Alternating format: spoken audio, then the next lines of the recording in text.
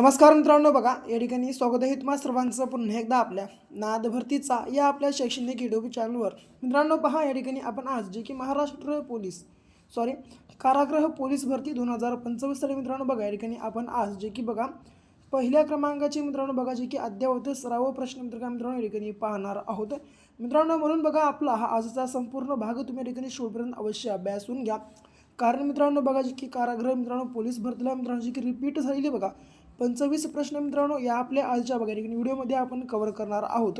म्हणून मित्रांनो बघा एकही प्रश्न मिस करू नका, संपूर्ण भाग बघा या ठिकाणी शेवटपर्यंत आपल्या या ठिकाणी अभ्यासून घ्या. आणि मित्रांनो बघा नवीन असाल, जर पहिल्यांदाच तुम्ही आपल्या चॅनलला या ठिकाणी भेट दिली आणि पहिल्यांदाच जर तुम्ही आपल्या ठिकाणी व्हिडिओ अभ्यासत असाल, पहिलं बघा तुम्ही या ठिकाणी आपल्या चॅनलला मित्रांनो सबस्क्राईब मात्र ठिकाणी अवश्य करून घ्या. ओके, प्रश्न पहिला बघा, भामरागड टेकड्या बघा जे की खालीलपैकी कुठल्या किंवा कोणत्या जिल्ह्यात स्थित आहेत. तर बघा मित्रांनो भामरागड या टेकड्या बघा जे की क्रमांक अ बघा गडचिरोली मित्रांनो या जिल्ह्यामध्ये स्थित आहेत. ओके, लक्षात असू द्या बघा जे की क्रमांक अ या ठिकाणी आपल्या प्रश्नाचं राईट आन्सर असणार आहे.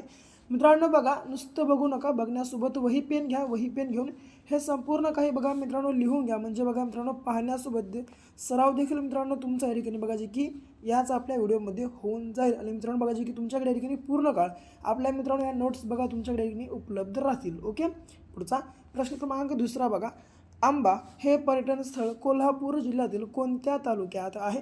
तर मित्रांनो आंबा हे पर्यटन स्थळ बघा जे की कोल्हापूर जिल्ह्यातील कोणत्या तालुक्यामध्ये स्थित आहे. तर ते म्हणजे बघा जे की क्रमांक ब बघा जे की शाहूवाडी मित्रांनो या ठिकाणी बघा आपल्या प्रश्नाचं जे की योग्य आन्सर आहे मित्रांनो शाहूवाडी या ठिकाणी आंबा हे बघा जे की मित्रांनो कोल्हापूर या जिल्ह्यातील बघा जे की पर्यटन स्थळ मित्रांनो या ठिकाणी बघा जे की स्थित आहे. ओके, पुढचा प्रश्न, रत्नागिरी जिल्ह्यात खालीलपैकी कोणती लोककला आहे. तर विद्यार्थी मित्रांनो पहा, रत्नागिरी जिल्ह्यात खालीलपैकी कोणती लोककला या ठिकाणी आहे. तर ते म्हणजे बघा जे की क्रमांक बघा क बघा जे की नमन मित्रांनो बघा या प्रकारची बघा जी की लोककला मित्रांनो रत्नागिरी या जिल्ह्यामध्ये प्रामुख्याने पाहायला मिळते. पुढे चौथा प्रश्न, डॅश डॅश हे गाव पैठण तालुक्यात गोदावरी नदीच्या काठी वसलेले ज्ञानेश्वरांचे मित्रांनो जन्मस्थळ आहे. तर विद्यार्थी मित्रांनो पहा जे की क्रमांक ड आपेगाव हे मित्रांनो बघा जे की पैठण तालुक्यातील मित्रांनो बघा जे की गोदावरी या नदीकाठी वसलेलं ज्ञानेश्वर मित्रांनो बघा जे की ज्ञानेश्वर महाराजांचं जन्मस्थळ आहे बघा, जे की लक्षात तुम्हा सर्वांना या ठिकाणी ठेवायचं आहे. पुढे पाचवा प्रश्न, खालीलपैकी कोणत्या ठिकाणाला बघा जे की पालघरचे महाबळेश्वर म्हणतात. तर विद्यार्थी मित्रांनो पहा, खालीलपैकी कोणत्या ठिकाणाला पालघरचे महाबळेश्वर म्हणतात. तर ते म्हणजे बघा जे की क्रमांक अ बघा जव्हार या ठिकाणाला मित्रांनो बघा पालघरचे महाबळेश्वर मित्रांनो म्हणून बघा जे की या ठिकाणी ओळखलं जातं. पुढे सहावा प्रश्न, कोणत्या कायद्याने भारतातील कंपनीचे व्यापार ही मक्तेदारी रद्द केली. तर विद्यार्थी मित्रांनो पहा, कोणत्या कायद्याने भारतातील कंपनीचे व्यापार ही मित्रांनो बघा जी की मक्तेदारी रद्द केली गेली. तर बघा जी की क्रमांक ब बघा 1813चा सनदी कायदा मित्रांनो या ठिकाणी बघा आपल्या प्रश्नाचं राईट आन्सर असणार आहे. पुढचा सातवा प्रश्न, आता प्रत्येक लोकशाहीसाठी जगातील कोणता देश प्रसिद्ध आहे. तर विद्यार्थी मित्रांनो बघा प्रत्येक लोकशाहीसाठी जगातील कोणता देश या ठिकाणी बघा जे की प्रसिद्ध आहे. तर ते म्हणजे बघा जे की क्रमांक क बघा ग्रीस या ठिकाणी आपल्या प्रश्नाचं राईट आन्सर असणार आहे. पुढे आठवा प्रश्न, भारताच्या परराष्ट्र धोरणात प्रामुख्याने खालीलपैकी कोणती बाब महत्त्वाची आहे. बघा बाबू या ठिकाणी टायपिंग मिस्टेकनं पडलेलं आहे. तर भारताच्या परराष्ट्र धोरणामध्ये मित्रांनो प्रामुख्याने कोणती बाब महत्त्वाची आहे. तर ते म्हणजे बघा जे की क्रमांक ड मित्रांनो अलिप्ततावाद या ठिकाणी आपल्या प्रश्नाचं योग्य आन्सर असणार आहे. पुढचा प्रश्न, भारत हे खालीलपैकी कोणत्या प्रकारचे राष्ट्र नाही.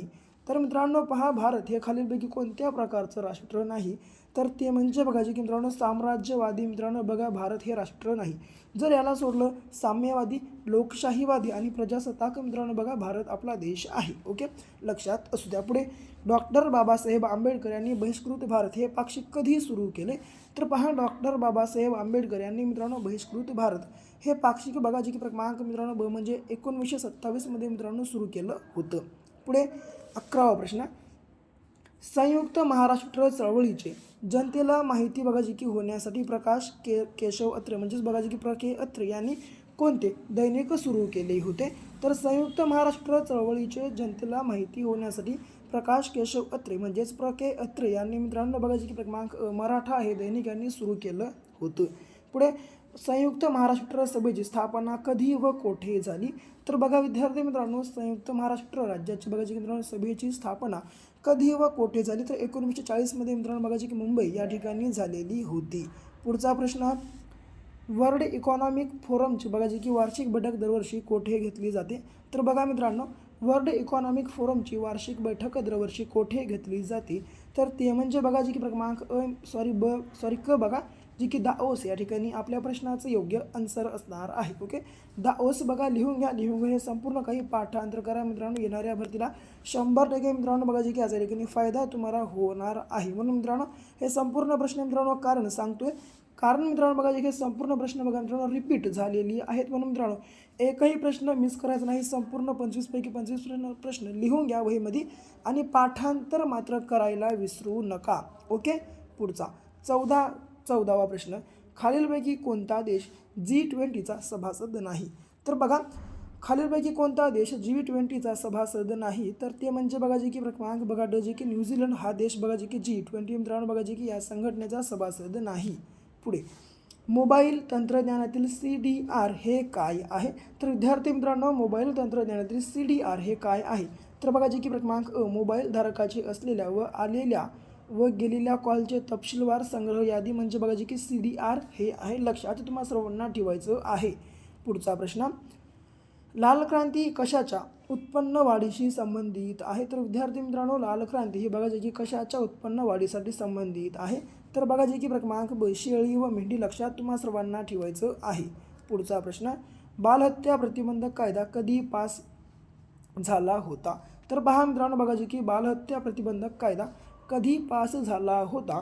तर ते म्हणजे बघा जी की क्रमांक मित्रांनो 1829 साली मित्रांनो जी की बालहत्या प्रतिबंधक हा कायदा या ठिकाणी बघा जी की मित्रांनो पास झाला होता, जो की मित्रांनो महात्मा फुले यांनी मित्रांनो बघा जे की केलेला होता. लक्षात तुम्हाला सर्वांना ठेवायचं आहे. पुढे 18वा प्रश्न पहा, राज्यातील बघा एखाद्या राज्यातील घटनात्मक यंत्रणा कोलमडली तर त्या राज्यात राष्ट्रपती राजवट राज्यघटनेच्या कोणत्या तरतुदीनुसार लावण्यात येते? तर बघा एखाद्या राज्यातील घटनात्मक यंत्रणा कोलमडली तर त्या राज्यात राष्ट्रपती राजवट ही राज्यघटनेच्या कोणत्या बघा जी की तरतुदीनुसार म्हणजेच अनुच्छेदानुसार मित्रांनो बघा जी की लावली जाते किंवा बघा लावण्यात येते? तर ते म्हणजे बघा जी की अनुच्छेद 356 बघा या ठिकाणी बघा आपल्या प्रश्नाचं योग्य आन्सर आहे. पुढचा प्रश्न, रोजगार हमी योजनेचे प्रवर्तक कोण आहेत? तर पहा मित्रांनो जे की रोजगार हमी योजनेचे प्रवर्तक या ठिकाणी कोण आहेत? तर बघा क्रमांक बघा जे की वि.स. पांगे हे आहेत. लक्षात असू द्या. पुढे 20वा प्रश्न पहा, महाराष्ट्रातील पंचायत राजचा आकृतिबंध निश्चित करण्यासाठी बघा जे की सर्वात प्रथम कोणती कमिटी बघा नेमण्यात आली होती किंवा नेमली होती? तर बघा जे की क्रमांक वसंतराव नाईक या ठिकाणी बघा आपल्या मित्रांनो महाराष्ट्रातील पंचायत राजचा आकृतिबंध निश्चित करण्यासाठी जे की ही कमिटी मित्रांनो बघा जी की नेमण्यात आलेली होती.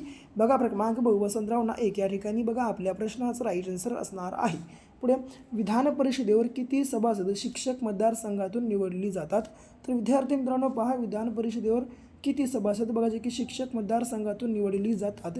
तर ते म्हणजे बघा जे की क्रमांक बघा 1/6. लक्षात तुम्हाला सर्वांना ठेवा 1/12 बघा जे की क्रमांक बघा जे की बघा या ठिकाणी आपल्या प्रश्नाचं राईट आन्सर असणार आहे. पुढचा प्रश्न, खालीलपैकी कोणते विधान बरोबर आहे? तर विद्यार्थी मित्रांनो पहा विधान परिषद हे कनिष्ठ सभागृह आहे. विधान परिषद कधीही बरखास्त होत नाही. विधान परिषद दर 3 वर्षांनी बरखास्त होते. विधान परिषद बघा जे की सदस्याचा कार्यकाल 3 वर्षाचा असतो. यापैकी बघा बरोबर विधान मित्रांनो बघा जे की क्रमांक ब हे आहे. बघा जे की विधान परिषद मित्रांनो कधीही बरखास्त बघा जे की होत नाही. बघा जे की लक्षात तुम्हाला सर्वांना बघा ठेवायचं आहे. पुढचा प्रश्न, आधुनिक जैवतंत्रज्ञान कोणत्या पातळीवर कार्य करते? तर आधुनिक जैवतंत्रज्ञान हे कोणत्या पातळीवर कार्य करते? तर बघा जे की क्रमांक मित्रांनो रेणू या पातळीवर कार्य करते.